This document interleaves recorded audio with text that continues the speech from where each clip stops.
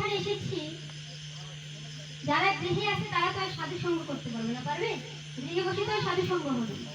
যারা এসেছে তারা তো সাধুর পরশ পাবে। সবাই একটু চেষ্টা করব বাহ্যিক চিন্তাধারা বাহিরে রেখে শুধুমাত্র কিছুটা সময় আমরা ভগবানের জন্য, তার চরণে যেন আমাদের মনটাকে আত্মসমর্পণ করে তার কথা কিছু শ্রবণ করতে পারি। যদিও আমি আলোচক না, আবার পাঠক না,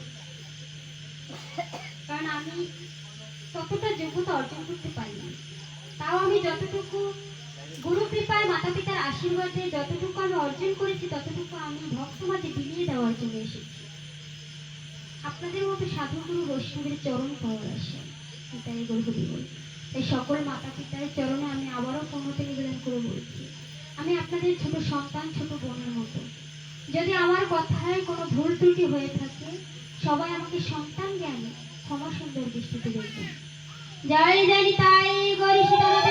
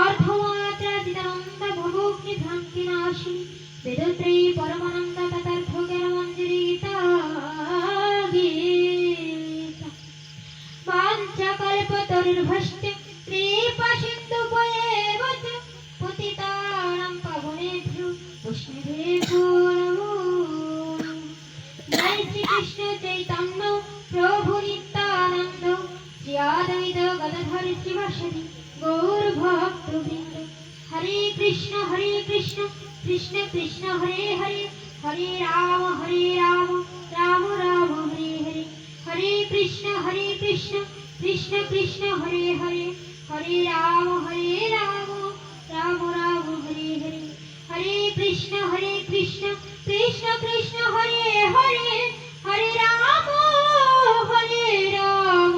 রাম রাম হরে হরে জয় জয় তাই গুরু শিবনাথ কি জয় হরে হরে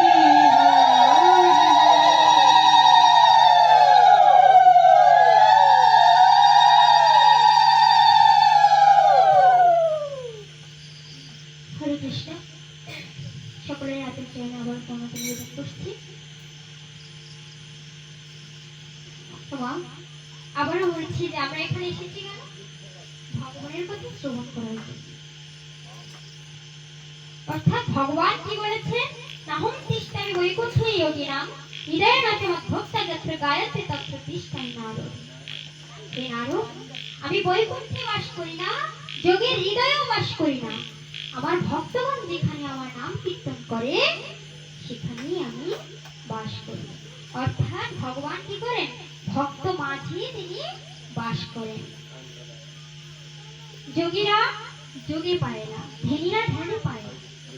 কিন্তু কোন ভক্ত যদি একনিষ্ঠ ভক্তি সহকারে আমার প্রভুকে ডাকতে পারে, অবশ্যই আমার প্রভু সেই ভক্তের ডাকে সাড়া দিবে। তাই তাই তিনি আমাদের এই কলিহত জীবের জন্য পথ খোলা রেখেছেন কি? হরে কৃষ্ণ মহামন্ত্র জপ এবং সাধু সঙ্গ ভক্ত সঙ্গ করা। সাধু সঙ্গ সর্বশাস্ত্রে কয়, লবমাত্র সাধু সঙ্গ সর্বসিদ্ধি হয়। লব মানে কি? কিঞ্চিত সামান্য সাধু সঙ্গে যদি একটু আমাদের এই দেহটা শুদ্ধ হয়, ওই পারের পরি হিসেবে যদি আমরা কিছু অর্জন করতে পারি।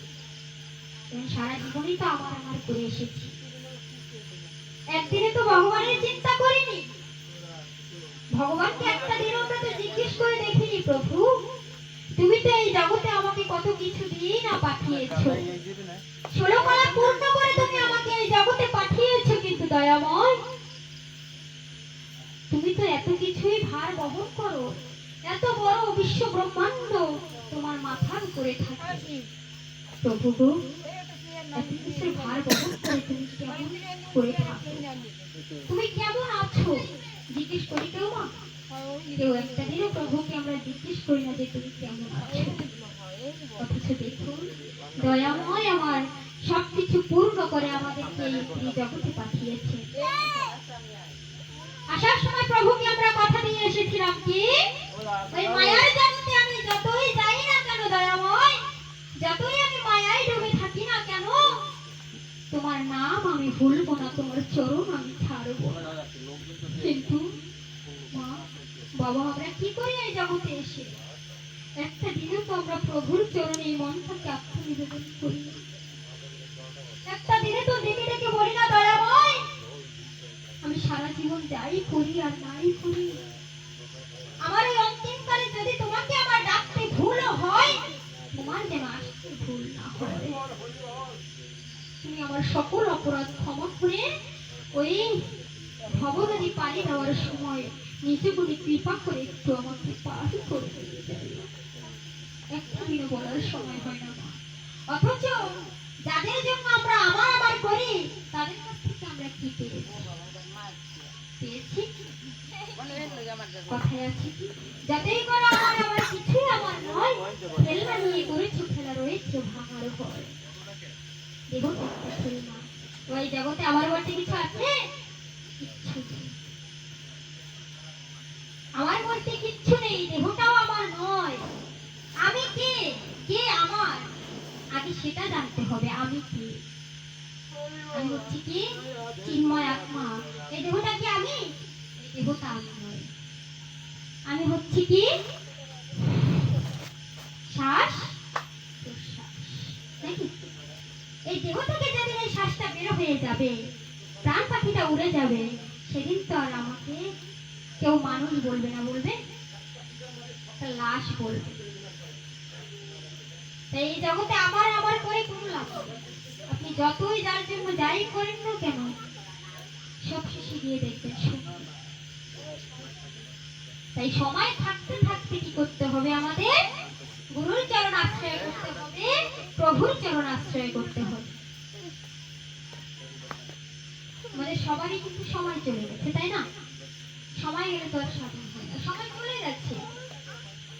বাবা, দিন যত বাড়ছে তত কি আমাদের দিন বাড়ছে? কমছে। আমরা ভাবি হয়তো দিন একদিন পরে একদিন আসছে, বাড়ছে, কিন্তু না, আমাদের জীবন থেকে দিন কমছে। হরে কৃষ্ণ, কথা হচ্ছে কিন্তু দিন কমছে। তাই সবাই থাকতে থাকতে গুরুর চরণ আশ্রয় করতে হবে। আমরা সবাই জানি কি পৃথিবী যে মাতৃরজে আমাদের একবার জন্ম হয়, নাকি? কিন্তু এই পৃথিবীতে এসেও আমাদের আরো দুবার জন্ম হয়। কিভাবে? শ্রী গুরুর মাধ্যমে, গুরুর চরণ আশ্রয় করার মাধ্যমে আমাদের আরো দুবার জন্ম হয়। যদিও বা আমি ছোট মানুষ, আপনারা আমার গুরুজন, আপনাদের সামনে আমি হয়তো উচ্চস্বরে কথা বলে ফেলি, সবাই আমাকে ক্ষমা সুন্দর দৃষ্টিতে দেখবেন। আর আমি তত্ত্ব বিষয়ে কথা বলি, কারণ তত্ত্ব ঘরে যদি বলতে যাই, আমাকে আগে তত্ত্ব ঘরে যেতে হবে। আগে আমাকে তত্ত্ব ঘরে যেতে হবে, কারণ ওই বয়স হয়তো আমার হয়নি। আর আমার গুরুর আদেশ, আমি যেন এত তাড়াতাড়ি তত্ত্ব কথা না বলি। সবাই আমাকে ক্ষমা সুন্দর দৃষ্টিতে দেখবেন যদি আমার ভুল হয়ে থাকে। কি হয়েছে? গুরু মাধ্যমে আমাদের আরো দুবার জন্ম হয়, নাকি? দীক্ষার মাধ্যমে হয় দ্বিতীয় জন্ম, এবং শিক্ষার মাধ্যমে হয় তৃতীয় জন্ম। কিভাবে? গুরুদেব আমাদের যে মন্ত্রটা দান করেন, অর্থাৎ আমাদের যে কর্ম, এটা হচ্ছে যোনি স্বরূপ। গুরুদেব যে মন্ত্র দান করেন, তার যে জিহ্বা, ওটা হচ্ছে লিঙ্গ স্বরূপ।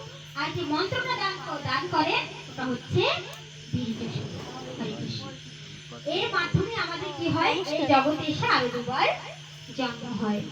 তাই মা, আমরা কিন্তু সনাতনীরা ঘোর অন্ধকারে থাকি। কেমন?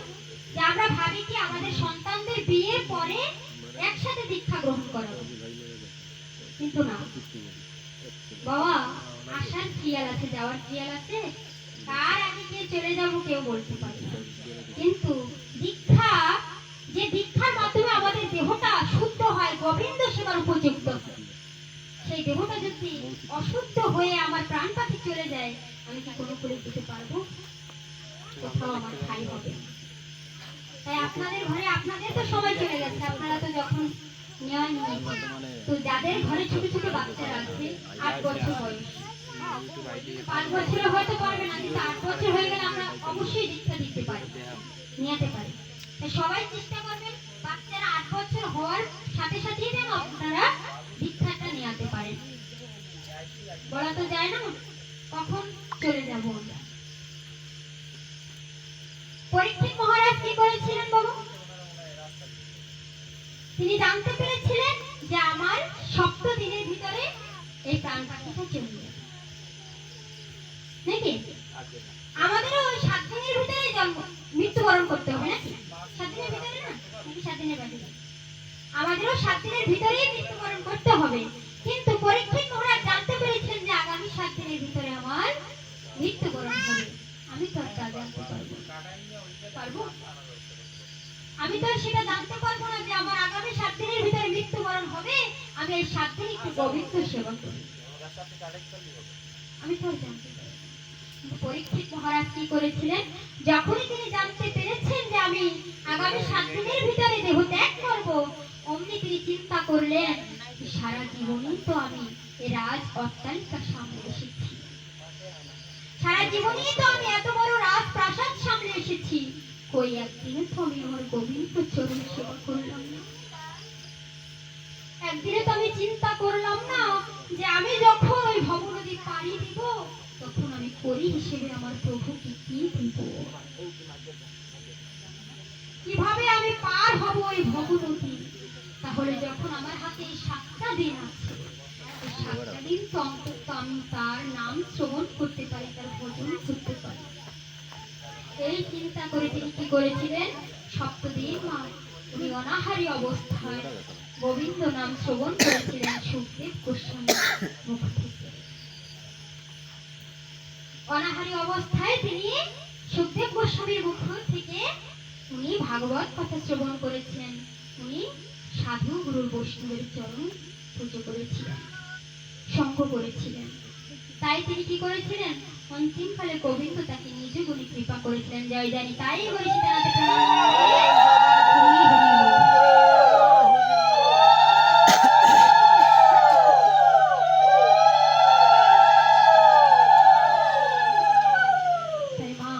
মনে করবেন যে আমাদের হাতে ওই 7টা দিন আছে, কেমন মনে করে কি করবেন, প্রভুর সেবা করবেন। যে আমার হাতে ওই 7টা দিনই আছে, আমিও চেষ্টা করবো এই 7 দিনের ভিতরে যেন আমি আমার গোবিন্দের চরণকে আমার করে নিতে পারি।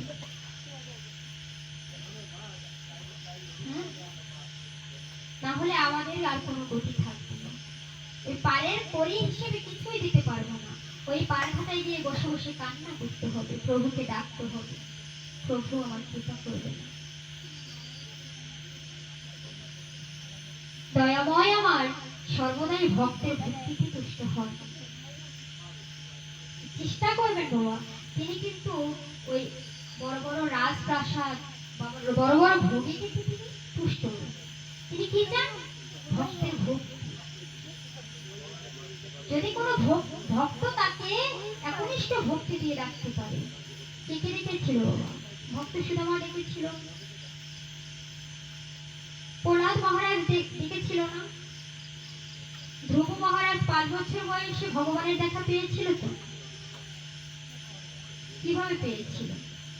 ভগবান আবার বলেছে কি, যদি ভক্ত হতে হয় শিশুর মতো হও, কারণ শিশুর হৃদয়ে কখনো কোনো মলিনতা থাকে না, সবসময় পবিত্র থাকে। ভক্ত যদি হতে হয় শিশুর মতো হও, ডাকতে যদি হয় আমাকে ডাকার মতো ডাকো, তবেই তো আমাকে পাবে, তবেই আমাকে পাবে। ডাকার মতো ডেকেছিল কে, সবর ডেকেছিল না? সবরে কি করেছিল বাবা, একটু ফল ভগবানকে সেবা দিয়েছিল। ভগবান আবার কি কেন গ্রহণ করেছিল, কারণ ওতে তার প্রেম ভক্তি মিশ্রিত ছিল।